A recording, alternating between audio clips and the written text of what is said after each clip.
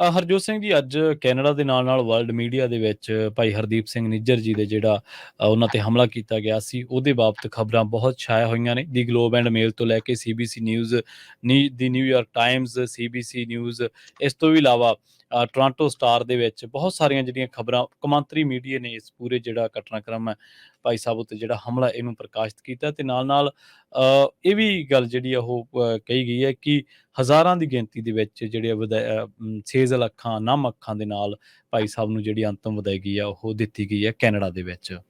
ਜੀ, ਸੋ ਬਿਲਕੁਲ ਉਹਨਾਂ ਦਾ ਸੰਸਕਾਰ ਕੱਲ੍ਹ ਹੋਇਆ ਸੀ। ਹਾਂਜੀ। 70,000 ਦੇ ਕਰੀਬ ਹਾਂਜੀ। ਸੰਗਤਾਂ ਨੇ ਕਹਿੰਦੇ ਅਟੈਂਡ ਕੀਤਾ। ਬਹੁਤ ਹੀ ਵੱਡਾ ਇਕੱਠ ਸੀ ਹੂੰ। ਤੇ ਬਹੁਤ ਹੀ ਖਾਲਿਸਤਾਨ ਦੇ ਨਾਅਰੇ ਲੱਗੇ ਉੱਥੇ। ਦੂਰੋਂ ਜਿਹੜੀਆਂ ਸੰਗਤਾਂ ਪਹੁੰਚੀਆਂ ਹੋਈਆਂ ਸੀ। ਹਰਦੀਪ ਸਿੰਘ ਨਿੱਜਰ ਬਹੁਤ ਹੀ ਵਧੀਆ ਨੌਜਵਾਨ ਸੀਗਾ।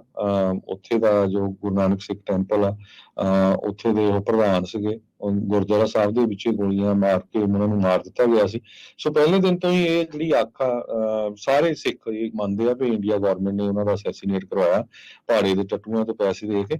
ਤੇ ਅੱਜ ਇੱਕ ਫੇਸਬੁੱਕ ਤੇ ਬਹੁਤ ਖਬਰ ਘੁੰਮ ਰਹੀ ਹੈਗੀ ਆ, ਅਸੀਂ ਅਜੇ ਕਨਫਰਮ ਨਹੀਂ ਕੀਤਾ ਵੀ ਇੱਕ ਇੰਡੀਅਨ ਸਿਪਾਹੀ ਜਿਹਦਾ ਨਾਂ ਕਰਕੇ ਉਹਨੇ ਦੱਸਿਆ ਆ ਹਰਜੀਤ ਅਟਵਾਲ, ਉਸ ਨੂੰ ਹਰਪਾਲ ਉਸ ਨੂੰ ਜੋ ਕੈਨੇਡਾ ਦੀ ਪੁਲਿਸ ਆ ਉਹਨਾਂ ਨੇ ਅਰੈਸਟ ਕੀਤਾ, ਡਿਟੇਨ ਕੀਤਾ ਹੈਗਾ।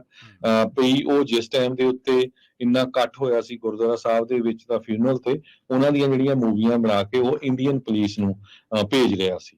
ਸੋ ਇਹਦੇ ਬਾਰੇ ਡਿਟੇਲ ਦੇ ਵਿੱਚ ਜਦੋਂ ਸਾਨੂੰ ਇਨਫੋਰਮੇਸ਼ਨ ਆਈ ਤੇ ਆਪਾਂ ਜ਼ਰੂਰ ਤੁਹਾਡੇ ਨਾਲ ਸਾਂਝੀ ਕਰਾਂਗੇ। ਪਰ ਪੂਰੀ ਦੁਨੀਆ ਦੇ ਵਿੱਚ ਹਰਦੀਪ ਸਿੰਘ ਨਿੱਜਰ ਦੇ ਕਤਲ ਨੂੰ ਲੈ ਕੇ ਜੋ ਉਹਨਾਂ ਨੂੰ ਅਸੈਸੀਨੇਟ ਕੀਤਾ ਗਿਆ, ਪੂਰੀ ਹਾਹਾਕਾਰ ਸਿੱਖਾਂ ਵੱਲੋਂ ਮਚੀ ਹੋਈ ਆ ਤੇ ਸਾਰੀ ਜਿਹੜੀ ਉਂਗਲੀ ਆ ਉਹ ਭਾਰਤ ਸਰਕਾਰ ਦੇ ਉੱਤੇ ਜਾਂਦੀ ਹੈਗੀ ਆ।